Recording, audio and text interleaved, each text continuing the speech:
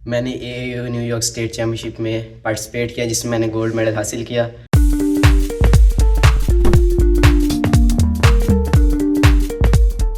International taekwondo master and coach محمد آصف علی نادر کے فرزند محمد عاتق علی نے U S a new York میں میٹروپولیٹن اسٹیٹ چیمپئن شپ میں گولڈ میڈل حاصل کر کے امریکن ایتھلیٹس یونین کا ٹائٹل اپنے نام کر لیا، جس کے باعث جہاں وطن عزیز اور کبیر والا شہر کا نام روشن ہوا، وہیں محمد عاتق علی کے والد کا سر فخر سے بلند ہے۔ میرے لیے واقعی بڑا ہی خوشی کا مقام ہے کہ اس سے پہلے میرے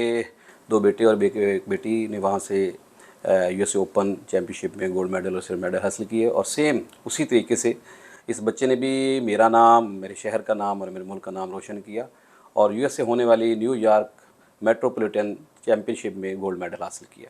اس موقع پر 14 سال کے کم عمر کھلاڑی محمد عاتق علی نے اپنی کامیابی اور خوشی کا اظہار کرتے ہوئے نمائندہ سچ نیوز کو بتایا۔ میں نے اے you new York state champion شپ میں پارٹیسپیٹ کیا جس میں میں نے گولڈ میڈل حاصل کیا۔ میں اپنا یہ میڈل فلسطین کے شہیدوں کے نام کرتا ہوں،